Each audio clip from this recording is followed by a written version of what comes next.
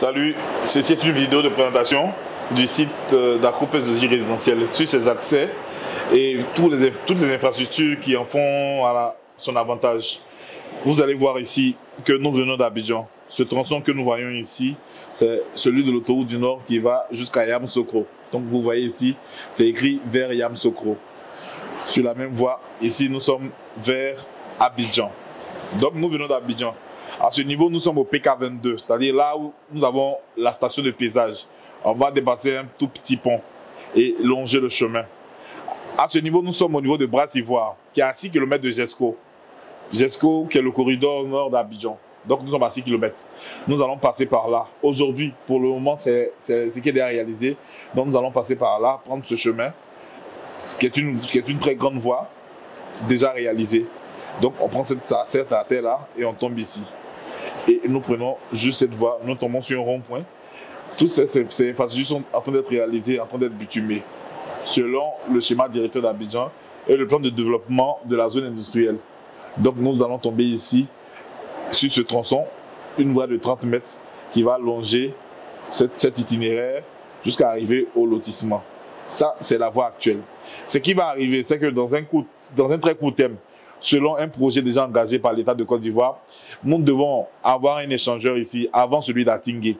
Et donc, quand nous allons sortir d'Abidjan, juste après Brasse-Ivoire, à environ 1 km, nous allons trouver un échangeur, une grosse infrastructure que nous allons constater ici. Voilà, grand échangeur. Lui, il va comme ça à Jacquesville, selon il a Y4, direction Carrefour Jacquesville. Donc, on a cet échangeur-là, la Y4 projeté, avec beaucoup de voies de ralliement qui se joignent à la Y4. Comme ça, pour arriver ici à un autre encore petit, un échangeur un peu plus petit. D'accord? Encore ici, un autre. Le premier échangeur tombe sur la voie de 30 mètres, qui est cette voie qui longe le lotissement. Comme ça. Et ici, on a le tronçon qui relie à Coupé-Zedji à Ebimpe, en passant par le stade olympique. Donc ce tronçon fait 7 km. On a le tronçon aussi du milieu, qui prend aussi pour aller à Bobo Ndotré. Comme on a dit en mathématiques que deux droites parallèles sont deux droites qui ne se touchent pas. Ces deux droites ne sont pas parallèles. Voici la Y4 qui passe comme ça. Et voici une autre périphérique, une voie périphérique de la Y4 aussi, qui va rejoindre celle-là devant pour tomber sur la voie de l'Est qui est en train d'être faite. Donc on parle de l'agissement de la route de l'Est qui quitte de la prison civile jusqu'à Bandoukou. On a vu aussi les travaux qui sont allés jusqu'à Agboville. Mais là, on est super loin. Et c'est ces voies qui se croisent, qui communiquent entre elles. Donc la Y4 quitte le Carrefour Jacquesville et passe avant à Tingué pour avoir un échangeur pour passer à l'entrée du lotissement à Coupé-Zedji. Et sur le lotissement à Coupé-Zedji, il y a un échangeur de la Y4 qui tombe sur la voie de 20 mètres, un autre qui tombe sur la voie de 30 mètres. Ces voies larges. Les voies de 30 mètres, je précise, c'est les deux fois deux voies. Et dire que ce lotissement est situé à 25 minutes de Cocody, 35 minutes de Bingerville, ou bien à 25 minutes, à 20 minutes du plateau, je ne sais plus, j'ai plus le bon timing. C'est pas mentir, c'est un timing qui est réalisable à travers des tests que nous avons fait, des voyages que nous avons fait depuis Cocody. On a testé le temps mis en moyenne. Sauf s'il y a vraiment de gros bouchons aux heures de pointe.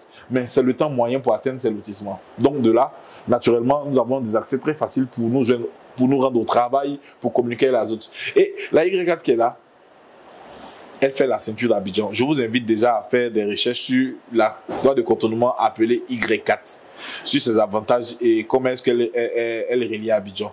Donc c'est cette même voie-là qui va tomber aussi vers Bingerville, qui va passer à André, qui va passer au château, qui va rejoindre le prolongement du Latry. C'est la même voie encore, c'est le même tronçon, c'est le même projet qui tombe sur le nouveau camp d'Akwedo, au rond-point du nouveau camp là. Voilà, c'est la même Y4 qui part du rond-point du nouveau camp, traverser Saint-Viateur, derrière Djurgobité pour rejoindre encore le château. C'est la ceinture Y4. Donc là, elle passe là. Donc aujourd'hui, nous rentrons par Brasse-Ivoire. On reprend le même tronçon. On arrive ici. C'est le tronçon pour arriver au lotissement. Et puis, demain, quand l'échangeur sera terminé, on pourra faire un échangeur avant à Tingué et nous rendre au lotissement. Et il est très facile d'accès.